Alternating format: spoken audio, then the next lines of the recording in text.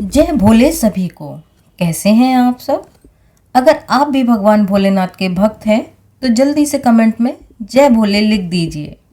भगवान भोलेनाथ आपकी सारी मनोकामनाएं पूर्ण करें और आपको धन धान्य से पूर्ण करें। आज हम सुनेंगे माता अन्नपूर्णा की व्रत कथा। माता अन्नपूर्णा का 21 दिन का व्रत अत्यंत ही चमत्कारी फल देने वाला है और यह व्रत माघशीश यानी अगहन मास के शुक्ल पक्ष की प्रतिपदा से शुरू करना चाहिए और 21 दिनों तक करना चाहिए। अगर आप व्रत ना कर सकें तो एक समय भोजन करके भी व्रत का पालन किया जा सकता है और इस व्रत में सुबह घी का दीपक जलाकर माता अन्नपूर्णा की कथा सुननी चाहिए। माता अन्नपूर्णा की कथा सुनने से घर अन्न, खाद्य पदार्थ और धन धान्य से भर जाता है। हिंदी पांचांग के अनुसार हर वर्ष माघशीश यानी अगहन मास की पूर्णिमा तिथि को अन्नपूर्णा जयंती मनाते हैं और अन्नपूर्णा जयंती के दिन व्रत करने से, अन्नपूर्णा माता की पूजा करने से घर में कभी भी धन धान्य की कोई कमी नहीं रहती। माघशीश पूर्णिमा के दिन भगवान शिव ने लोक कल्याण के लिए भिक्षुक रूप धरा था और माता पार्वती ने मां अन्नपूर्णा का अवतार धारण किया था। तो आइए मैं सुनाती हूँ धन धान्य से पूर्ण करने वाली अन्नपूर्णा व्रत कथा। एक समय की बात है, काशी में एक व्यक्ति रहता था जिसका नाम था धनंजय और उसकी पत्नी का नाम था सुलक्षणा। उन्हें सभी प्रकार के सुख प्राप्त थे, केवल निर्धनता ही उनके दुख का कारण था और यह दुख उन्हें हर समय सताता था।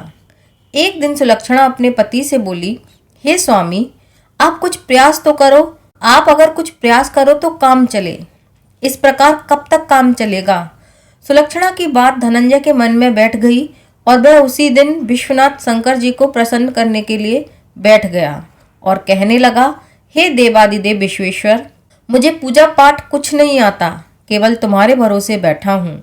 इतनी विनती करके वह 2-3 दिन भूखा प्यासा बैठा रहा। यह देखकर भगवान शंकर ने उसके कान में अन्नपूर्णा अन्नपूर्णा अन्नपूर्णा इस प्रकार 3 बार कहा। यह कौन है और क्या कह गया?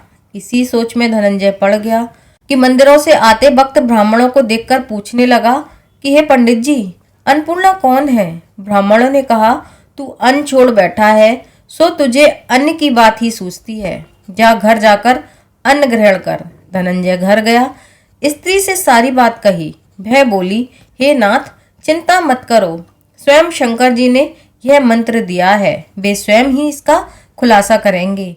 आज फिर से जाकर उनकी आराधना करो। धनंजय फिर से जैसे तैसे पूजा में बैठ गया। रात्रि में शंकर जी ने आज्ञा दी और कहा, तू पूर्व दिशा में चला जा। और वह अन्नपूर्णा का नाम जपता जाता और रास्ते में फल खाता और झरने का पानी पीता जाता। इस प्रकार कितने ही दिनों तक चलता गया। वहां उसे चांदी सी चमकती वन की शोभा देखने में आई, सुंदर सरोवर देखने में आया। उसके किनारे कितनी ही अप्सराएं झुंड बनाए बैठी थीं। एक कथा कहती थी और सब मां अन्नपूर्णा इस प्रकार बार बार कहती थी। और यह अगहन मास की उजली रात्रि थी और आज से ही व्रत का आरंभ था।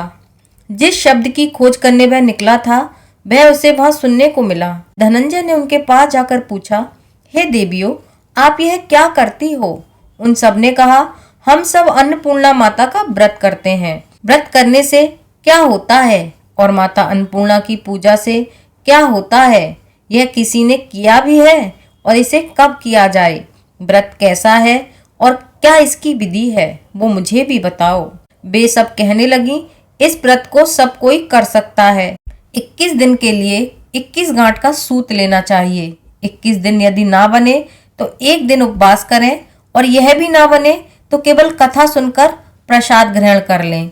निराहार रहकर कथा कहें और कथा सुनने वाला कोई ना मिले तो पीपल के पत्तों को रखकर सुपारी या घृत कुमारी यानी कि ग्वार का पाठा वृक्ष को सामने रखकर दीपक को साक्षी मानकर सूर्य, गाय, तुलसी या महादेव को बिना कथा सुनाए मुख में दाना नहीं डालें। यदि भूल से कुछ पड़ जाए तो एक दिवस फिर से उपवास करें। व्रत के दिन क्रोध ना करें और ना ही झूठ बोलें। धनंजय बोला, इस व्रत के करने से क्या होगा? वे कहने लगी, इस व्रत को करने से अंधों को नेत्र मिल जाते हैं, लूलों को हाथ मिल जाते हैं, निर्धन के घर में धन आ जाता है, बांझ को संतान मिल जाती है, मूर्ख को विद्या, और जो जिस कामना से व्रत करे माँ उसकी हर इच्छा पूरी करती है। कहने लगा, बहनों मेरे घर में भी धन नहीं है, विद्या नहीं है, कुछ भी तो नहीं है, मैं तो दुखिया ब्राह्मण हूँ, मुझे इस व्रत का सूद दोगी? हाँ भाई, तेरा कल्याण हो, हम तुझे सूद देंगे, ले इस व्रत का मंगल सूत्र ले ले। धनंजय ने व्रत किया, व्रत पूरा हुआ। तभी सरोवर में से 21 खंड की सुवर्ण सीढ़ी हीरा मोती जड़ी हुई प्रकट हुई। धनंजय ने जय अन्नपूर्णा कहता जाता और इस प्रकार कितनी ही सीढ़ियां उतर गया तो क्या देखता है कि करोड़ों सूर्य से प्रकाशमान अन्नपूर्णा का मंदिर है और उसके सामने सोने के सिंहासन पर माता अन्नपूर्णा विराजमान है। सामने भिक्षा हेतु शंकर भगवान खड़े हुए हैं। देवांगनाएं चबर डुलाती हैं। कितने ही बंधे हुए हाथी पहरा देते हैं। धनंजय दौड़कर जगदम्बा के चरणों में गिर गया। देवी उसके मन का कलेश जान गई और धनंजय कहने लगा, माता आप तो अंतर्यामिनी है, आपको अपनी दशा क्या बताऊं। माता बोली, तूने मेरा व्रत किया है, जा संसार तेरा सत्कार करेगा। माता ने धनंजय की जीभ पर बीज मंत्र लिख दिया। अब तो उसके रोम रोम में विद्या प्रकट हो गई। इतने में क्या देखता है कि वह काशी विश्वनाथ के मंदिर में खड़ा है। माँ का वरदान लेकर धनंजय अपने घर आ गया और अपनी पत्नी सुलक्षणा को सारी बात बताई। माताजी की कृपा से उसके घर में संपत्ति उमड़ने लगी। छोटा सा घर बहुत बड़ा गिना जाने लगा। जैसे शहद के छत्ते में मक्खियां जमा होती हैं, उसी प्रकार उसके अनेक सगे संबंधी आकर उसकी बड़ाई करने लगे। कहने लगे, इतना धन और इतना बड़ा घर, सुंदर संतान नहीं तो इस कमाई का कौन भोग करेगा। सुलक्षणा से कोई संतान नहीं है, इसलिए तुम दूसरा विवाह करो। अनिच्छा होते हुए भी धनंजय को दूसरा विवाह करना पड़ा और सती सुलक्षणा को सौत का दुख उठाना पड़ा। इस प्रकार दिन बीतते गए। फिर अगहन मास आया।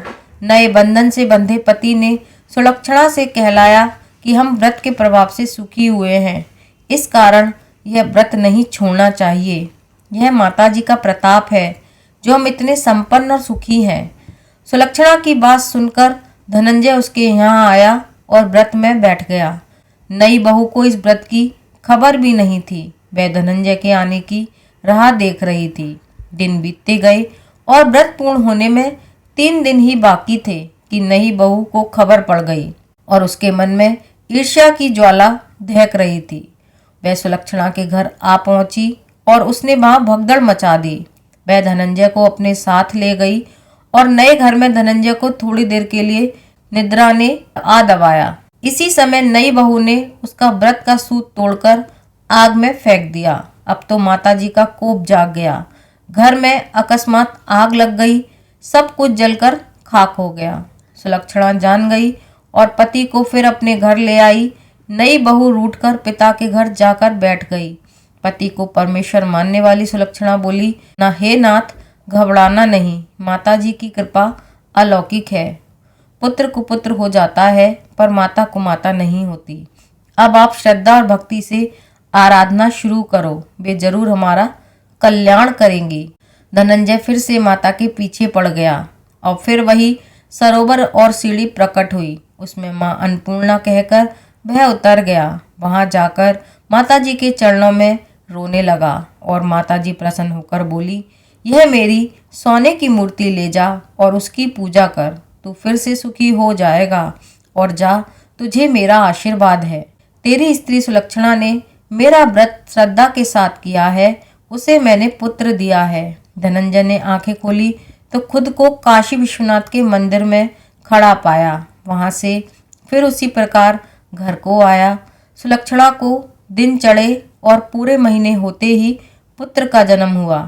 गांव में आश्चर्य की लहर दौड़ गई और इसी प्रकार उसी गांव के निसंतान सेठ के पुत्र होने पर उसने माता अन्नपूर्णा का मंदिर बनवा दिया। उसमें माताजी धूमधाम से पधारी, यज्ञ किया। धनंजय को मंदिर के आचार्य का पद दे दिया गया। जीविका के लिए मंदिर की दक्षिणा और रहने के लिए सुंदर सा भवन दिया गया। धनंजय स्त्री पुत्र सहित वहां रहने लगा। माताजी की चढ़ावे से धनंजय की भरपूर आमदनी होने लगी उधर नई बहू के पिता के घर डाका पड़ा, सब लुट गया। वे भीख मांगकर पेट भरने लगे। सुलक्षणा ने यह सुना तो उन्हें बुला भेजा, अलग घर में रख दिया और उनके वस्त्र अन्न का प्रबंध कर दिया। धनंजय, सुलक्षणा और उसका पुत्र माताजी की कृपा से आनंद से रहने लगे। हे अन्नपूर्णा माता, जैसे इनके भंडार भरे वैसे सबके भंडार भरना। बोलो अन्नपूर्णा माता की जय।